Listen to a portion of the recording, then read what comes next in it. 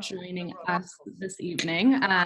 The news has been rapidly moving, as Eric and Kate will fill us in on.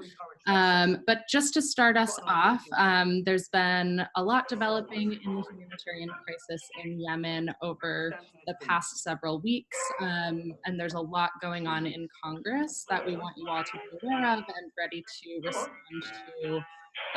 There's actually some things that can be done in the next day, but there will also be a lot happening after the Thanksgiving recess as well, which we'll go into some details on. So we're joined by three fantastic speakers, all of whom have been working in Yemen for a long time. So we have Eric and Kate, who will start us off. Eric is the Director of Policy and Advocacy at the Yemen Peace Project.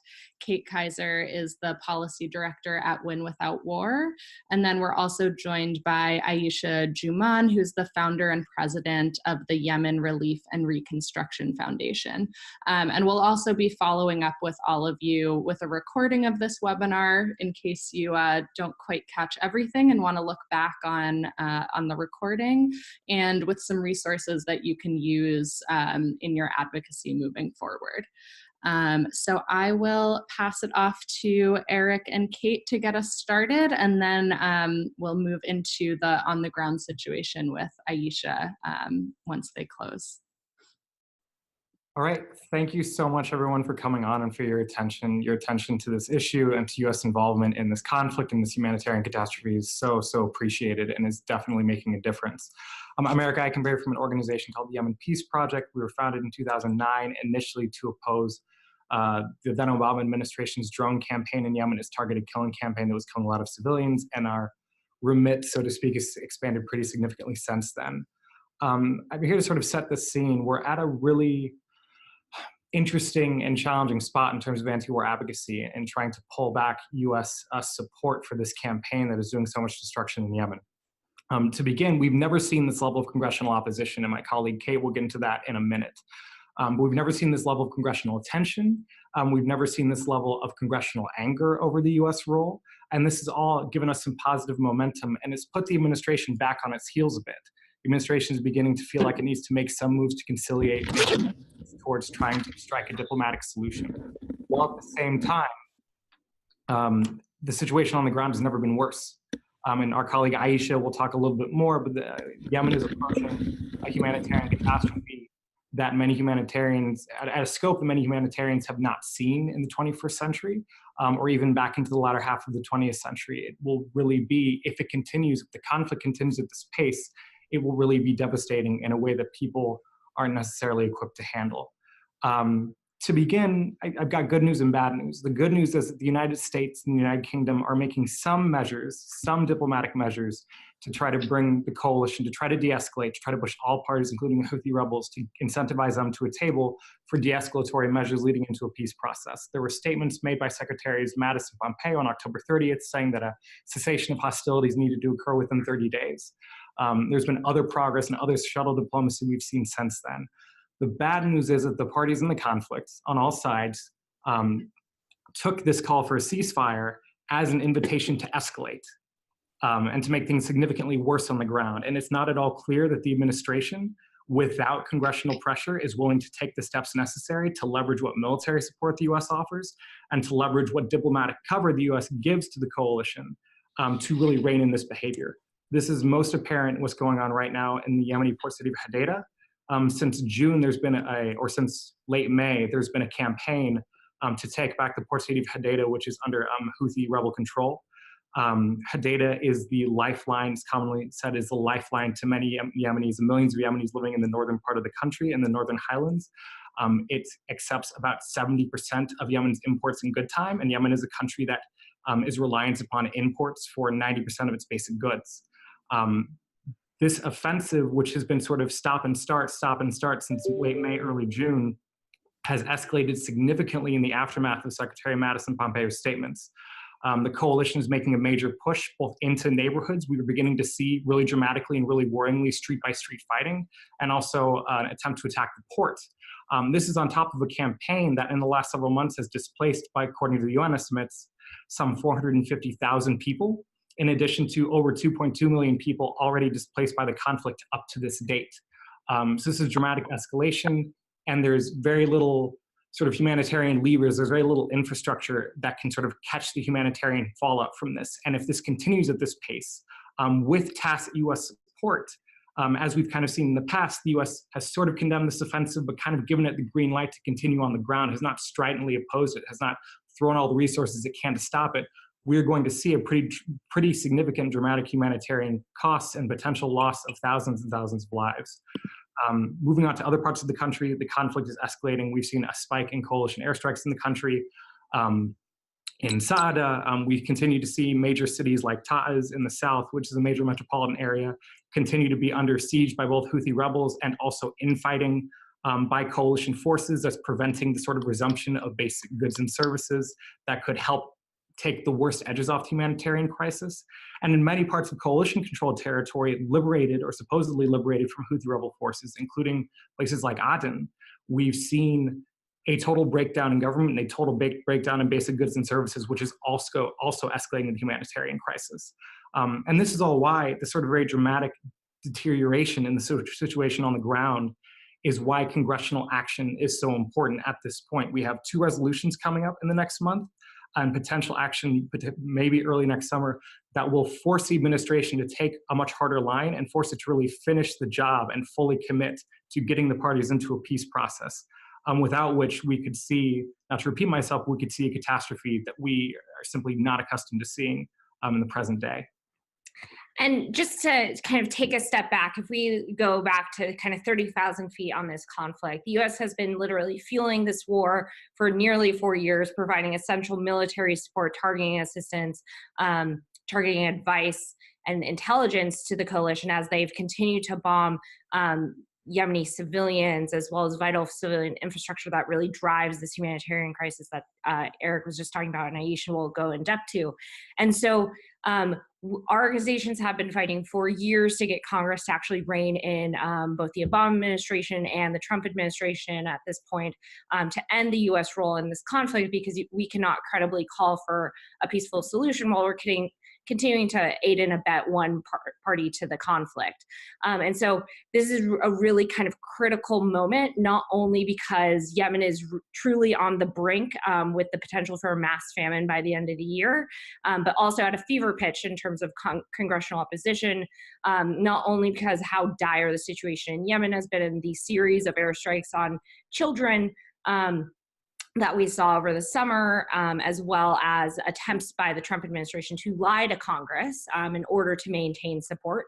But the Saudi Arabian government also recently murdered a Washington Post journalist in October and then tried to deny it for over a month. And we know now that the grisly details are that they dismembered his body and dissolved him, thinking that they could get away with it because the Trump administration has essentially given Saudi Arabia and the UAE a blank check to act with impunity throughout the region. And so Congress is really looking for a way to punish Saudi Arabia and the coalition in Yemen for all of these various actions. And so we're really excited to share with you the ways that you can make an impact as early as tomorrow on making a difference in Congress in the next few weeks. So with that, I'll turn it back to Mac. Perfect. Thanks so much for all of that information. And we'll go into some of the details once Aisha goes over the humanitarian situation, about how folks can get involved and really help us fight this battle. So Aisha, I'm gonna just pull up your presentation right now. Feel free to unmute yourself and turn your video on. So can you hear me now? Yes. Perfect. I don't see my presentation. Okay, perfect. Thank you. So I'll go over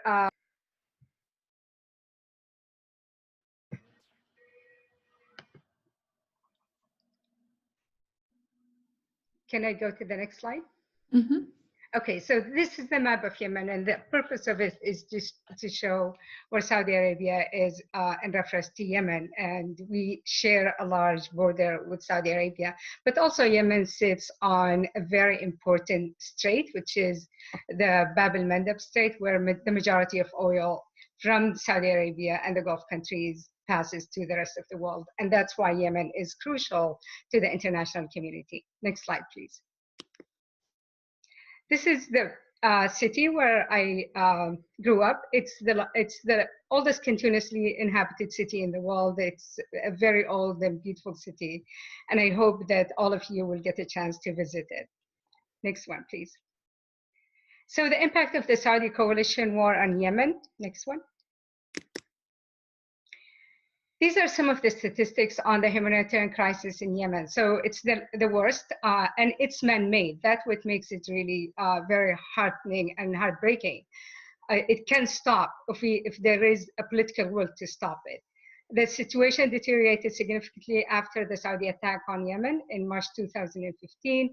There are currently 22 million people who require humanitarian assistance in Yemen. That's out of 27 to 29 million people. About 18 million people need emergency food assistance. 8.4 million at risk of famine, and this is going to increase to 14 million people. Half of the population of Yemen are not going to have a meal a day. 70% of the population lives on less than $1 a day. 1.1 million pregnant women and 500,000 children are suffering from severe acute malnutrition, and 5 million children would be at risk of famine by the end of 2018. Next slide, please. So if we look at the airstrikes have targeted health, food, and water, unfortunately. So they're not just targeting military places. So from March to 2015 to 2018, there were 456 airstrikes that targeted farms, 195 air raids that targeted marketplaces with people in the market, 110 that targeted water and electricity, producing the largest cholera outbreak in the world. We shouldn't have an outbreak of cholera in this time and age. 70 air raids targeted healthcare facilities. Less than 50% of the healthcare facilities in Yemen are functional today. And 63 air raids targeted food storage sites, including the large one this month in Hodeidah that belongs to the World Food Program. Next one, please. These are just some health centers that had been targeted, including the maternity hospital in Sana'a. Next one, please. So if we look at the impact of the airstrikes and cholera and hunger, the Yemen cholera outbreak now has 1.2 million cases. This is in the 20th century. This is an easy to control disease. It's a matter of clean water. There are 10,000 new cases occurring per week now. Diphtheria outbreak that hadn't happened in Yemen since 1980 was the last diphtheria outbreak. We have over 2,500 cases with 138 associated deaths. 8 agencies had to divert a lot of the money to control the disease outbreaks, taking a lot of the money that is needed to combat hunger. The Saudi coalition airstrikes repeatedly targeted infrastructure and sites relevant to healthcare, food, and water. And this is purposeful. It's not by accident. Next one, please. So this is from ICRC. It just says Yemen border closure shuts down water sewage system, raising cholera risk. Next one, please. This is an old map. Unfortunately, they don't make these maps, but it basically shows where a lot of the cholera outbreak cases happening, and it is where the highly populated areas in Yemen, but also the Houthi controlled areas. And then we also have the fatality rate. Next one, please. This just to show you that cancer patients in Yemen face slow death as treatment options diminish. My sister, who just been diagnosed with metastatic breast cancer, they couldn't find medicine in Yemen for her, and I had to find a way to purchase it overseas and send it to Yemen. Next one, please. Hidden costs of war. In Yemen, thousands could die of kidney failures, and thousands have died of kidney failures in Yemen. Next one, please. Interview of the Minister of Health. This is in the New York Times article by Robert Worth, and these are some of the statistics he shared. I was in Yemen in July and August of this year, and I had a lot of data, but I can't present it all today. But these are some of the things. Increase in all types of cancer, especially among kids. Birth defects is higher in Yemen, probably due to toxic residue from bombing. 85 medical workers killed and 231 injured because of what they call double tap. So whenever they do an airstrike and the first responders go to try and save people, they will bomb again and kill a lot of the first responders. Many drugs are unavailable in Yemen today. I visited a lot of health facilities with nothing on their shelves. Over 1,200 people with kidney disease died because of the lack of dialysis. 250,000 diabetes patients are at risk because there is no insulin, and the shortage affects everyone. And Dr. Mutawakkil is the Minister of Health. His assistant says his uncle died because, or his cousin died because they couldn't find medicine. So it's not a matter of affluent, it's a matter of there is nothing there. The Saudis are not allowing medicine to go into Yemen. Next slide, please. So this is from New York Times also. It says Saudis try to starve Yemen into submission. Next slide, please. This is the impact of the Saudi war and siege on children. And a lot of the schools, by the way, had been destroyed, including one of the schools I went to when I was in Yemen. Next one, please. This is from Save the Children. They're basically saying that 5 million children are at risk of famine in Yemen. Next slide, please. This is Amal Hussein that was featured in the New York Times article. 3 years ago, her father bought her earrings for Eid, which is a Muslim holiday, and he wanted to wait until Eid to give them to her. She said, I don't know if I'm going to be alive by Eid, and she wanted to wear the earrings then. This is a child who was 4 years old when she said that. The reason she said that, because she knew airstrikes can happen anytime, and whole families had died in their homes while asleep. Unfortunately, 3 years down the road, her family couldn't even afford to buy her food. And that's the picture of her. The picture above is when she was 4, and then the picture below is when she was 7, and she just died. Next slide, please. This is just to say that Yemen is a living hell. This is from UNICEF regional director, and he's saying it's not just for 50 or 60% of the Yemeni children, it's for all of Yemeni children. It's 100% of Yemeni children. Next slide, please. So attack on Hodeidah, and Eric had talked about this. This is, again, all the international agencies and all the countries have decided that Hodeidah was going to be a red line. This is where all the food that's allowed in the country, which is about 20% of what Yemen needs anyway, that it's not going to be bombed. However, in June, they started bombing Hodeidah, and this month they escalated the violence in Hodeidah. Yesterday, I read some news that 240,000 people from Hodeidah had already fled. They bombed the universities, they bombed the major hospital there, Athora, and it's closed now. And UN Security General called on them to stop the attack on Hodeidah, but the Saudi refused to halt the attack. Next slide, please. This is Mark Lowcock, who warned about what's going on in Yemen. He said, it's a clear and present danger of an imminent and great big famine engulfing Yemen, much bigger than any professional in this field has seen during their working lives.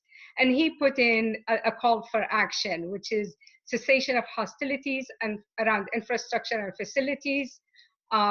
Unfortunately, that is still happening. Cancellation of planned and existing restrictions on food import, which again still happening. Larger and fast injection of foreign exchange into the economy, increasing humanitarian funding. And none of this, unfortunately, is happening. The UN envoy had planned for a meeting this month and the Saudi had refused to allow the meeting to occur, and now they are saying at the end of the year. Next slide, please. So these are some of the issues I think we'll be talking about in the next few minutes. What should we do? Or what should the US do? And Eric and Kate talked a lot about that as well, that we need to stop arming the Saudis. We need to demand that they stop assaulting the civilian population. They need to prioritize investigation of war crimes. Every time there is a call for an independent investigation of war crimes in Yemen, the Saudis, with the help of the UK, France, and the US, prevent that from taking place and support a peaceful solution. And at this point in time, it's the Saudi who are refusing to do this. Next slide, please. And this is, again, we'll talk more about it, I think, as a team of what we need to do. Thank you. Perfect. Thank you so much for all of that information and just for sharing your experiences from working on the ground and especially in the healthcare industry. I think it's really important that we all look at it from the point of view of the civilians who are really the ones suffering the brunt of the violence. So I'd like to pass it back to Kate and Eric to talk a little bit about the opportunities and difficulties that we're facing right now on Capitol Hill. And a little bit, some of you may have seen that the Trump administration just halted air refueling of Saudi aircraft and UAE aircraft. So maybe you could also touch on that and what that means for policy moving forward. Sure thing. Thanks, Mac. And thank you, Aisha, for giving a brilliant overview of the dire situation in Yemen, as always. So there's a couple different things going on. So as we mentioned earlier, the Congress has mounted fights over Yemen for a period of years at this point. And now we've seen a bipartisan majority in the Senate vote to block some type of assistance to Saudi Arabia and the UAE, whether that's in the form of arms sales, whether that's in the form of cutting off all US assistance and ending refueling and targeting assistance and intelligence sharing. And as Mac just mentioned, because of all of this congressional opposition, Trump and his war cabinet were really feeling the heat, and they needed to do something to essentially create a release valve for this opposition, because I think it became quite clear to them that they were going to lose votes on the two war powers resolutions that have been introduced in the House and the Senate. So in the House, Congressman Ro Khanna, along with the House Armed Services Ranking Member Adam Smith, introduced a war powers resolution to end all U.S. assistance to the coalition in Yemen permanently.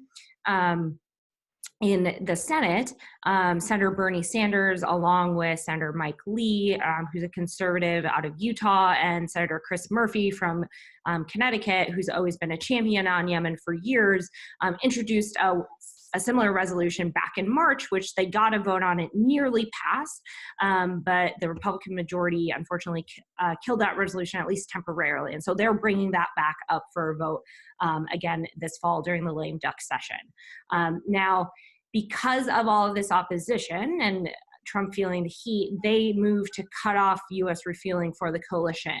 And they also issued a first call for the end to the war. It's pretty significant because the U.S. has actually never called for an end to the conflict, but when they did that, they put in a bunch of loopholes and conditions in it that essentially signaled that the coalition could continue. It's kind of like a wink and a nod to the coalition that they could continue the war, but we're going to start to say the right thing because we're feeling a lot of pressure.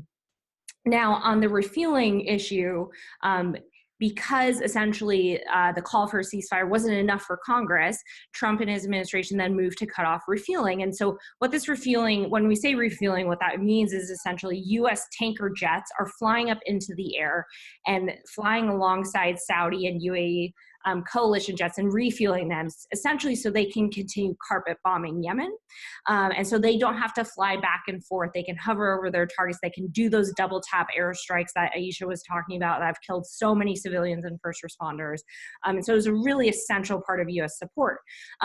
However, they have continued all the other aspects of support. They've not preemptively ended arms sales. They have continued to do targeting assistance. And what that means is that there is actual US military personnel sitting in a military operations center in Saudi Arabia, helping them pick targets, telling them what not to hit, and essentially telling them how they can make their air raids more precise, even though they continue to kill civilians, violate the laws of war, and commit likely war crimes.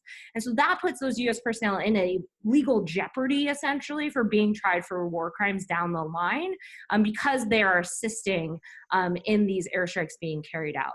We're also providing intelligence to the coalition, telling them, where targets are, what not to hit, all of these different things. So we're still intimately involved, even though one main piece of support, the refueling, is gone.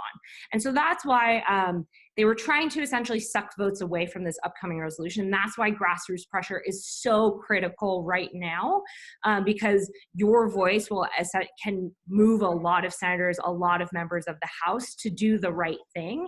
And we're also thinking about setting up for the next Congress. I would love it if this could be the last Yemen fight, because we need to freaking end this war already.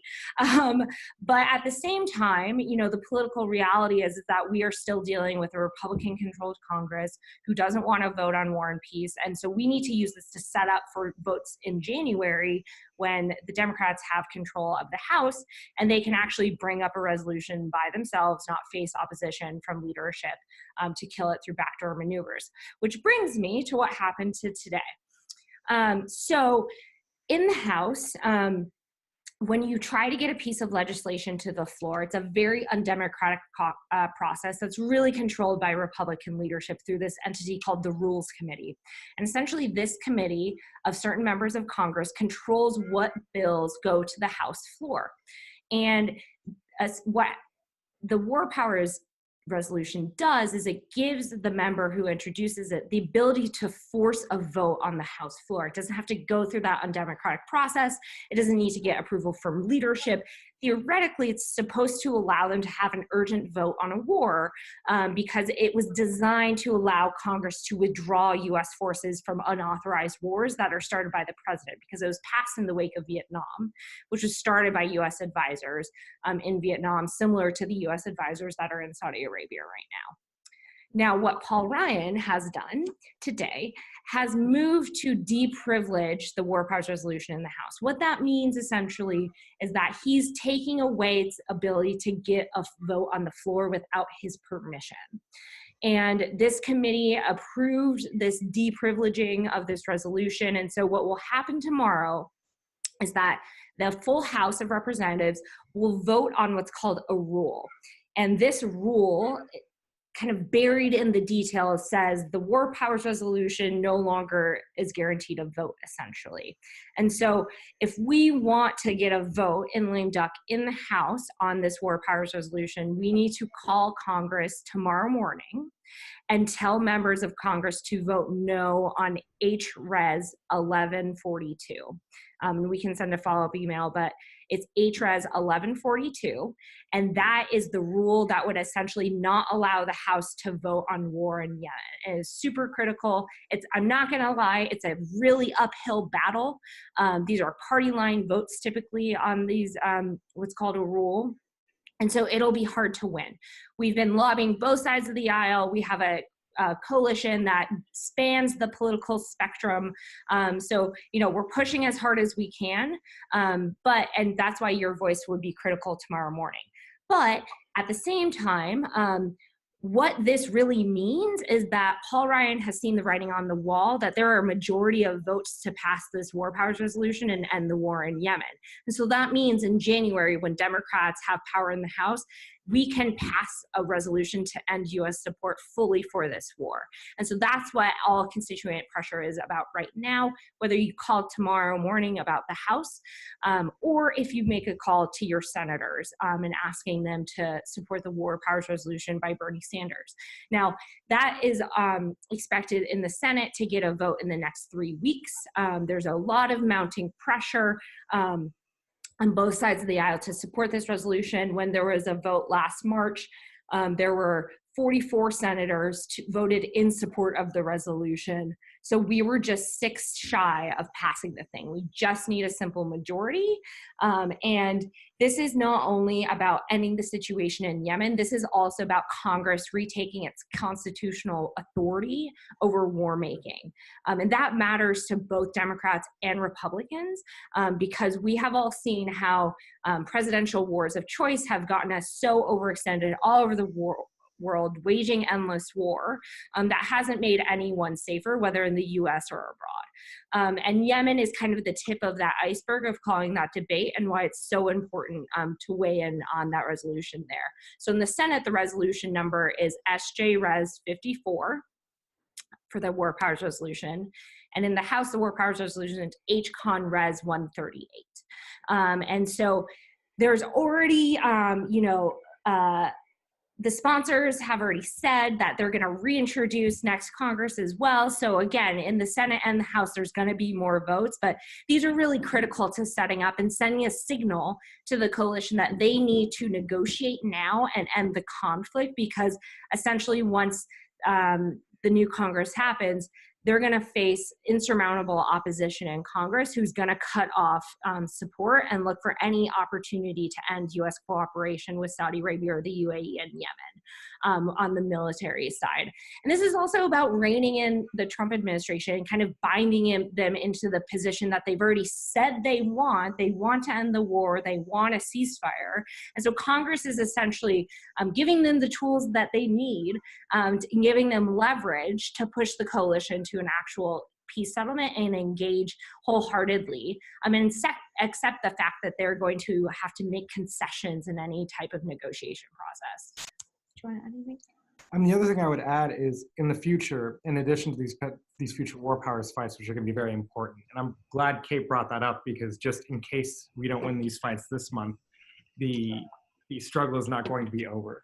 When we talk about what Congress could do next session and why these upcoming votes are so important for signaling what's happening next session, we're not only talking about war powers resolutions, we're talking about a mess of hearings, investigations, calling administration officials to account. When administration officials speak publicly on their support for the coalition's intervention in Yemen, they do a very bad job, because they have a very hard time justifying the extent of destruction and the extent of the humanitarian fallout. And of course, there's the ongoing issues of arms sales. Since April, we've heard rumors that the administration wants to sell 120,000, a huge number, 120,000 precision-guided munitions to both Saudi Arabia and the United Arab Emirates. Worth $2 billion. Yeah, 60,000 units each. And for those of you who've been following this story, the Saudis and Emiratis have been using these precision-guided munitions to precisely target civilians, precisely target civilian homes, schools, hospitals, and healthcare centers.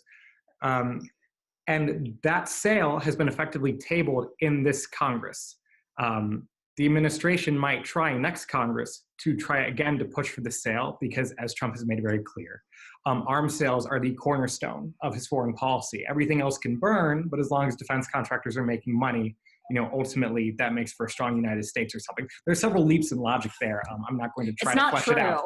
I'm not going to try to flesh it out. So that's a potential future upcoming fight as well. And then, of course, you get really down into it, what can happen next summer is if we haven't stopped this by then. And if we can maintain congressional pressure during the next authorizations process, the National Defense Authorization Act, behemoth bill that is rightly condemned every year, that passes every year, you can advance provisions in there that will just defund certain aspects of US support. So Congress can exercise its ultimate leverage by saying, as the bearer of the purse, saying that we are simply not going to fund this activity.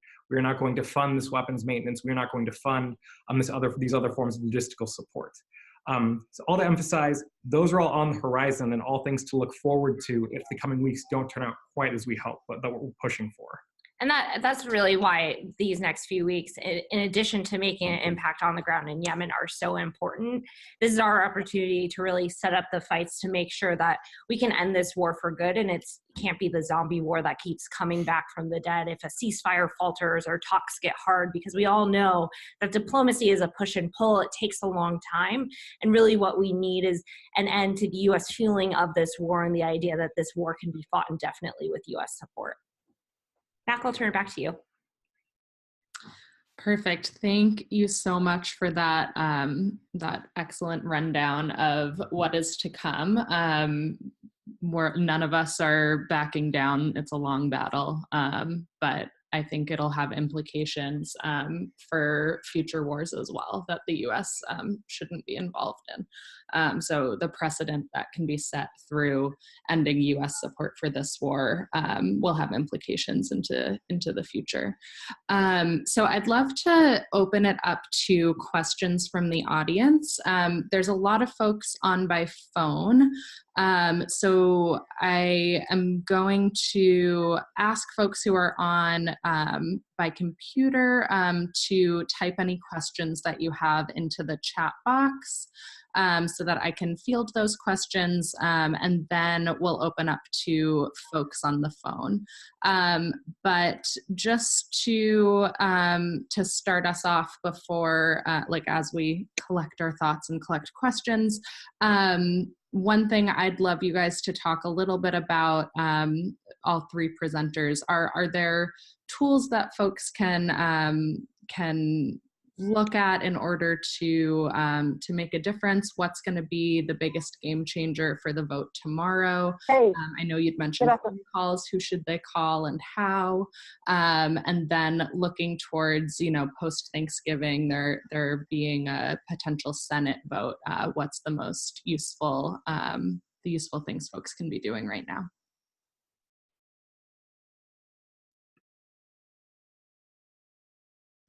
So the first thing I think for tomorrow is that you can call your member of Congress, your representative in the House, to call and ask them to vote no on HRES 1142, so there can be a vote on the War Powers Resolution. You can do that by calling the Congressional hotline. You can also call 1-833-STOP-WAR, and it should connect you to the Capitol switchboard, and you can just ask for your representative based on where you live, and they should be able to help you. And then in the Senate, you call your two senators. You can call that same number, 1-833-STOP-WAR, and they'll be able to connect you to your two senators. You can also go to stopthewar.us, which is a website where you can email your representative and your senators, asking them to co-sponsor and support the War Powers Resolutions. And then after you send them an email, they'll take you to a page where you can make calls directly as well, and they'll link you up with your representatives and your two senators based on your zip code. Aisha, do you have something to add? No, I think what you said is fine. I think one of the things that I find out when people call their senators and their representative is there is so much misinformation, and the Saudi narrative is so prevalent. So the first one is calling this a civil war. It's not a civil war when you have the Saudi and the United Arab Emirates leading it. And so I think some of the slides that I had shared with some of the information can be used when talking to your representatives, because they really don't know. And there are, I think it was you, Kate, who sent me this email that says there are 200 lobbyists in Washington that are working for the Saudis now. So we're up against, a very well-funded lobbyists and PR firms. And we need to dispel some of the myths and misconceptions about the Yemen war. Another one is the internationally recognized government. The internationally recognized government that has been in Saudi since March 2015 is actually a hostage to the Saudis. The fact that Jeremy Hunt, the UK foreign minister, went to Saudi Arabia and United Arab Emirates and met with Mohammed bin Salman and Mohammed bin Zayed to ask them to stop the war and to agree to peace, it's just a clear indication that the Yemeni government in exile has no power. And you know, that was just another reminder that people don't pay attention to. And yes, and there is also an app that you can download to your phone, and and you can put in your zip code, and it will directly call your representatives and senators. And I'd also just add that if you want to make an impact on the humanitarian situation, you could also donate to organizations like Aisha's. There's also Yemen Aid, which is organized by another Yemeni American woman that also really makes an impact on helping people on the ground. Yeah, we're going to be distributing 200 food baskets in Hodeida this week and 400 in other places. So we're very excited about that. That's great. Perfect. Thank you all so much. And we have a couple of questions that have come in. So the first one is, do we know anything about what Senators Shaheen and Young are up to right now? Are they still working on a bill regarding PGM sales and refueling? So it's unclear what's happening with Senator Young and Shaheen. They've publicly said that all options are on the table. And so, you know, as the Senate does, there's lots of negotiations happening on what is the right vehicle.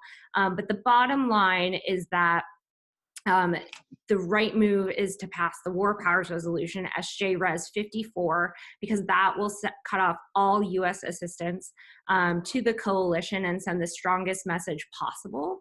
And constituent pressure for those resolutions puts pressure indirectly on other senators who think they can vote for alternatives to, if they're going to offer an alternative, make it the best possible and strongest possible, because they know the public is watching them and there will be real questions if they try to give this administration and the Saudi coalition an out. Great, perfect. Does anyone on the phone have questions that they'd like to pose to any of our panelists? Feel free to unmute yourself.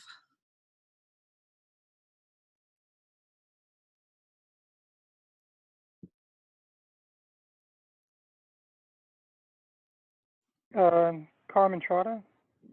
Hi, I just wanted to ask if there will be a follow-up, a summary or a follow-up in email, so we know exactly what to say. And anyway, and also on the aid organizations, how we can donate. Sure, absolutely. So we're going to follow up with you all after the webinar, and we'll send you a potential script you can use for your call-in tomorrow, some different resources for things like letter writing, op-ed writing. We'll send the phone number and the petition website as well. And then, of course, we'll send the website for Aisha's organization if you'd like to donate as well. And that's the Yemen Relief and Reconstruction Foundation. We have a couple of comments that have come in from the chat box. One of the questions is, were the US Secretary's comments productive steps towards peace, or were they more focused on political appearances after the Khashoggi scandal? There's two interpretations. I will let you decide. It's a pick your own adventure.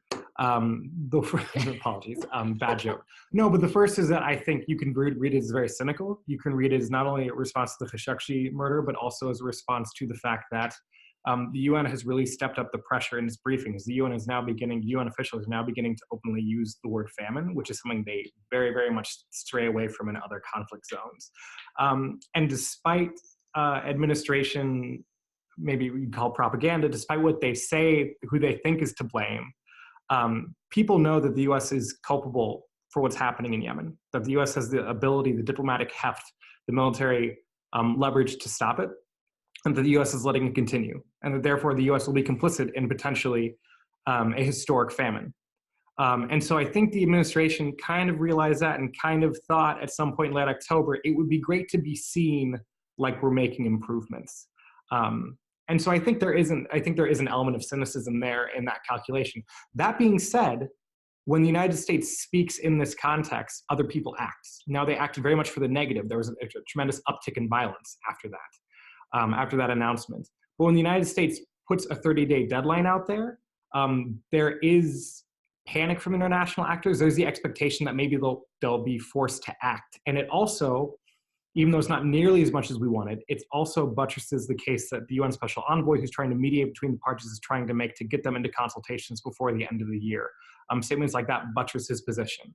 So cynical, yes, but not entirely without its worth, I would say. And I would just add that I do think that that statement, the call for a ceasefire, call for the end of the war, was in the realization that they were going to lose some votes in Congress, who spent essentially the entire recess talking about different ways that they could punish Saudi Arabia for the murder of Jamal Khashoggi and their creation of a famine in Yemen. And I think that that is what spurred them to act. And that really only came from organizing at the grassroots level, informing the American public of what their government is doing in their name. And that's why your pressure on these pieces of legislation moving forward is so critical to reforming the US role in the country, ensuring we actually have a constructive, values-based policy for Yemen in the future. Carmen Trotta, can I be heard? Can you hear me? Yes, go ahead. So I'm wondering, I have to say that I've read Issa Blumi's Destroying Yemen, and I wonder how the various leadership people on the call here respond to that book.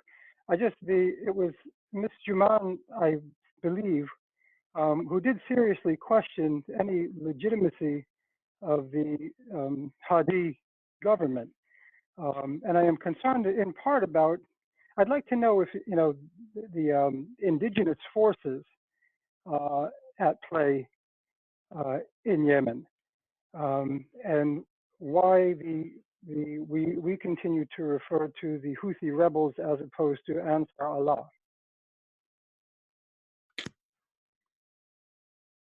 Okay, so in terms of the fighting, or the groups that are fighting, and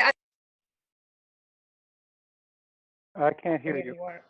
It's absolutely not a sectarian war, because simply you have brothers who are split between the two camps that are fighting. And from the Saudi part, there are a lot of mercenaries that are brought in from Sudan, Senegal. There are a lot of Americans as well, and from South America. South American forces, many of them had gone to the war in Yemen, that many of the governments in South America were concerned that these people that were trained by the US government to fight, the drug cartels are now being, recruited in the Saudi United Arab Emirates war in Yemen. So from that perspective, they have a large part of internationals fighting on their sides, but they also have Yemeni fighting on their side as well. In the Houthi movement, whether you call it Houthi or Ansar Allah, it's an indigenous movement. And it is, although a lot of people want to call them that they belong to Sada, which is in the north part of Yemen, the fighters are from all around Yemen. And the fact that this small group had stood its ground for over 3.5 years against one of the largest and well-equipped armies in the region, if not in the world at this point in time, given that they are second in terms of their spending on their arms, it speaks to the fact that they have a lot of support inside Yemen. And the support comes because a lot of people do not like the fact that another country is attacking them, or a group of countries are attacking them. So they may not agree with the Houthis' principles or why the Houthis took over Sana'a, but they agree that we are fighting for our land against a foreign force and a foreign invader. And they will continue to fight. I mean, the fact that, they've been trying to take Hodeidah. Hodeidah is a flat land. So they've been saying that in other places, the mountainous regions were very difficult to fight in. this is the flat land, and they have the power of a navy because it's a seashore area. It's a city that's on the sea. So they have a navy, they have Apache helicopters that they're using to bomb everything. And they have fighters. They have over 30,000 fighters that they were building up when Mattis and Pompeo were asking for a ceasefire in Yemen. And with all of that, we're in 10 days now, and they have not been able to take the city. And it's very unlikely that they will be able to take it. And I think the US government and the European need to pressure them to stop, because the only thing that's going to happen is they're going to destroy the city and kill a lot more people in the process. Can I follow up? Please. So it does seem like Ansar Allah, as opposed to the Houthi tribe, Ansar Allah is a coalition. Do we advocate that it have a seat at the table? It is a major thing. It will have a seat at the table. At this point in time, I mean, if you read what Secretary of State or even the English, who have a lot more leeway also with a relationship with the Saudis, and they're saying who needs to sit at the table are the Houthis and their coalition, Ansar Allah, and the Saudis. To be honest, these two, the organization, the coalition led by the Saudis and Ansar Allah, are the only two groups that at this point in time that need to sit on the table with people that support each of them, because they are the main decision makers. Yeah, and I would just add that, you know, everyone has known what a peace settlement in Yemen has looked like for years, and that means a peace sharing agreement, a power sharing agreement, a transitional unity government that represents the interests of all Yemenis, not just the Houthis, but also the Southern movement for change that has typically been marginalized by the national government. It means devolution of power to the local levels of government in Yemen to really ensure that the fractures that have been created by the civil war are mended and there's reconciliation.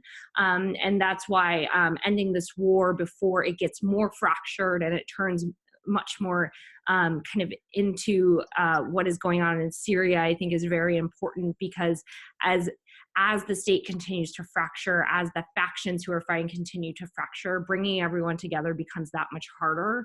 And the international role in this conflict is only fueling that conflict to continue. That's why we're at such a critical moment. Mac? Great. We do have a couple of other questions that have been asked, but we're almost on the hour. So I think I'm gonna close us out for now. We will try to answer some of these questions in our follow-up email. One person did ask about the vote tomorrow and when is the latest that folks can call. And I believe that I'd heard the vote was expected around 4 p.m. That being said, if you want to have a strong impact with your call, we'd recommend calling early and calling often, and getting your friends and family to call. As much of a multiplier effect as we can get will be really helpful if we want to even change the margins of what the vote could be, which is important for future House votes as well.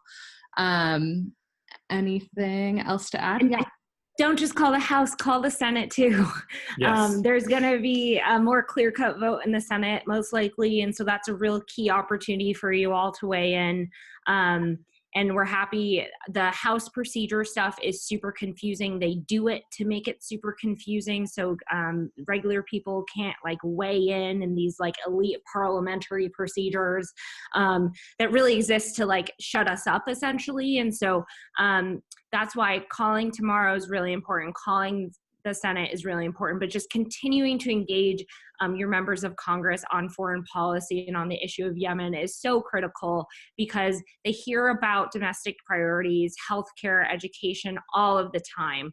And so it really takes like 10,000 calls to make a difference in an office. But because they hear so little from constituents on foreign policy, it can be a couple hundred calls that really make a difference and changes a member's mind and how they're going to vote, because they realize like, oh, people actually care about this. Maybe I should do do something different than what I have been doing. And we'll have more opportunities with the champions that were just voted into the new Congress. So I think there's a lot of progress on the horizon, but only if we keep up the pressure, which has gotten us so far. And I think, you know, everyone who's been engaged on this issue, I just want to say, like, we've gotten as far as we have because of all of you and the fact that you care so much about what the US government is doing in your name, and that you won't let war crimes be committed in your name. So I just want to thank you for your continued advocacy and activism and organizing to put this issue over the top and make a difference. Great, agreed. And thank you everyone for spending your Tuesday evening with us. We will be in touch with a lot of those materials that we mentioned, particularly for the vote tomorrow. And then we will stay in touch about the upcoming Senate vote as well. But thank you so much to Eric and Kate and Aisha for joining us and sharing your expertise. And we look forward to moving these issues forward with you. Thanks so much, everyone. Thank you very much.